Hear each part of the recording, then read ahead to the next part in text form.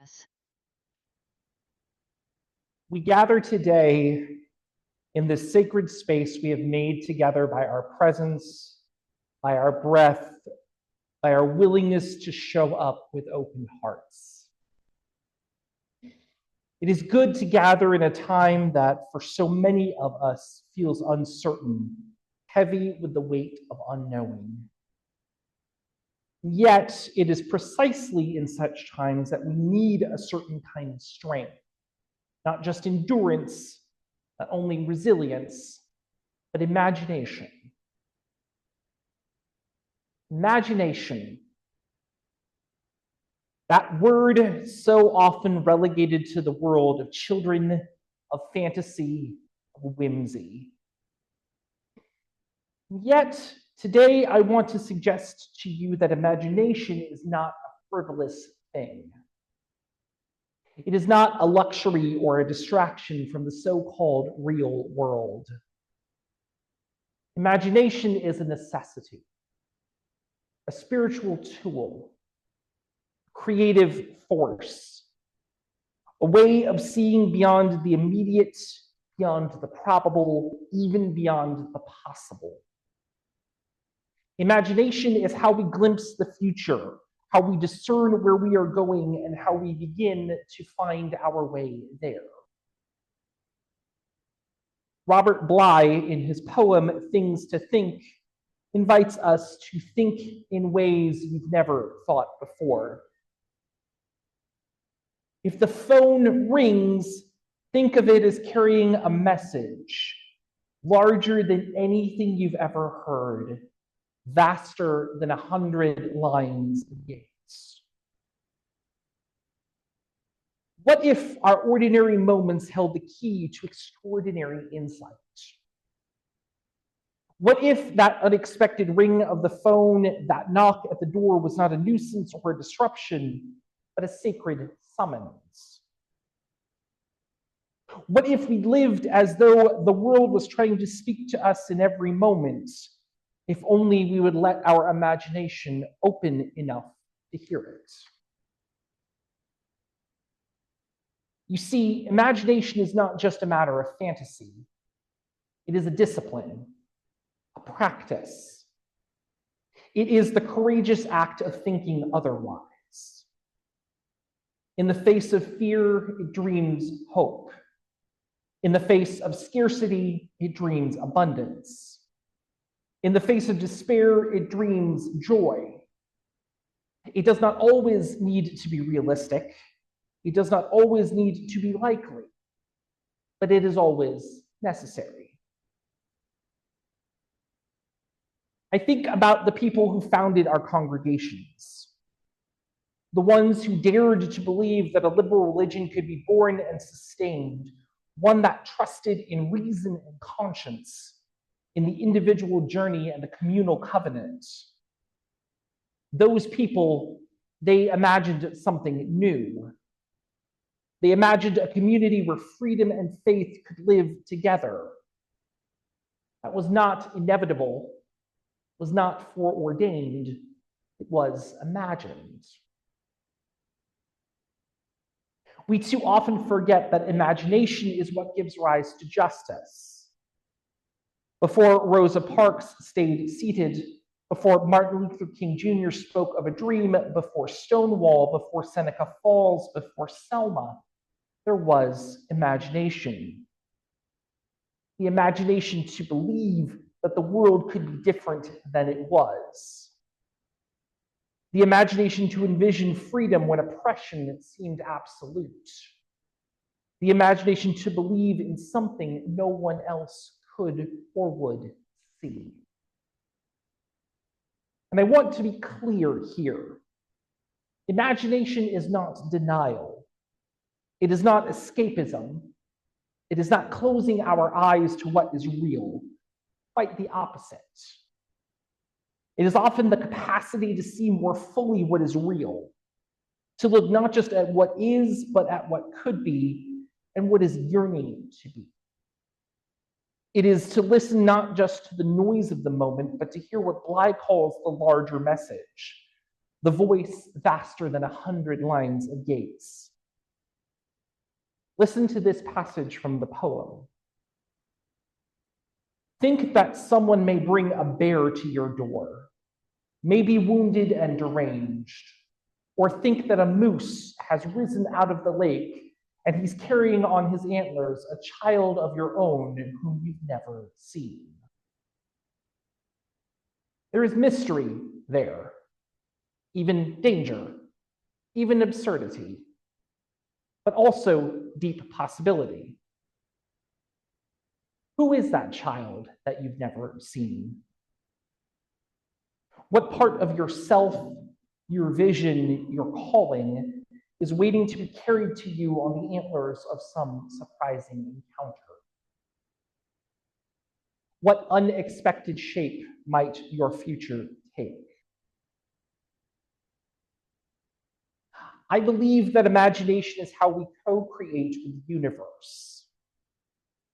It is how we say yes to the holy that is not yet visible. It is how we give consent to the unfolding of beauty and truth in forms that defy predictability.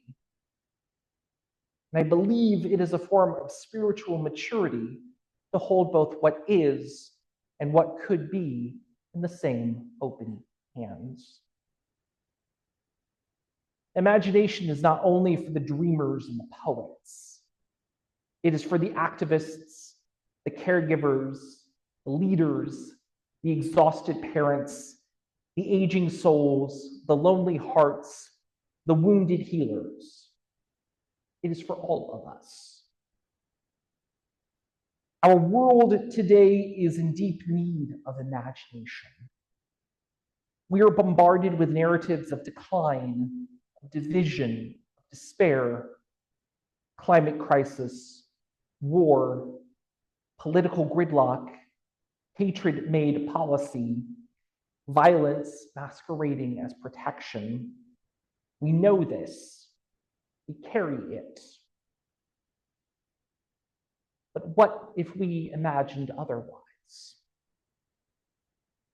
What if we imagined a world where healing was possible? What if we imagined a future where our children didn't have to practice lockdown drills? What if we imagined a community where every person was seen and valued and fed safe? That may sound naive, but cynicism is not a virtue, and imagination is not weakness. It is what will save us, because before anything can become real, it must be imagined. As Adrienne Marie Brown says, what we practice at the small scale sets the pattern for the whole system. Let me repeat that. What we practice at the small scale sets the pattern for the whole system.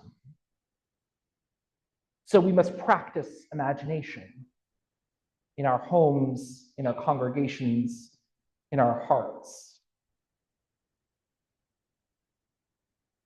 That might look like imagining new ways to be in relationship, new ways to listen, new ways to serve, new ways to share our gifts. It might mean imagining church not as a building or a Sunday gathering, but as a network of mutual care, container for collective transformation. When we talk about the future of our congregation and friends, I know many of us are thinking about that these days. We cannot just think pragmatically. Yes, plans and budgets and strategies are necessary, but even more, we need imagination. We need to dream about what we are being called to become. Imagination is also how we resist burnout, how we resist the tyranny of the urgent, how we resist the lie that nothing can change. Bly writes, when someone knocks on the door, think that he's about to give you something large, tell you you're forgiven, or that it's not necessary to work all the time, or that it's been decided that if you lie down, no one will die. What would change if you believed that rest is holy, that forgiveness is real, that your worth is not tied to your productivity, that joy is not a reward, but a birthright? What if imagination is how we begin to live as though those things are true? Each of us has that power. Imagination is how we say yes to life again. It is how we recover wonder, how we remember that we are not stuck, that transformation is possible. It begins in small ways. It begins when we greet each new day with a question: what if today holds something I cannot yet see? It begins when we sit in silence and allow new images to arise. It begins when we read poems, sing songs, play games, write prayers. It begins when we let ourselves believe, even for a moment, that the world is bigger than we have been told. So I ask you, what are you imagining? What are you longing to see made real? What has the Spirit been whispering to you in dreams, in poems, in quiet moments? This is not just a nice idea, it is a call to awaken the imaginative soul of our community, a call to vision not only what we can do, but who we can become. Because imagination is not just about goals, it is about identity, about how we walk through the world. The mystics of every tradition knew this. They spoke in metaphors. They prayed in images. They saw visions, because they knew that imagination is a portal to the divine. So let us become mystics, artists, visionaries. Let us imagine this congregation as a lighthouse in the storm, a garden in the desert, a song in the silence. Let us imagine the phone call, the knock on the door, the moose rising from the lake with a child we didn't know we were waiting for. Let us imagine being forgiven. Let us imagine rest. Let us imagine that lying down is not failure. Let us imagine the future we want to build, and then with love and courage, let us begin to build it. May we cause it to be so. Blessed be. Amen. Shalom. Assalamu alaikum. Namaste. Thank you all so much.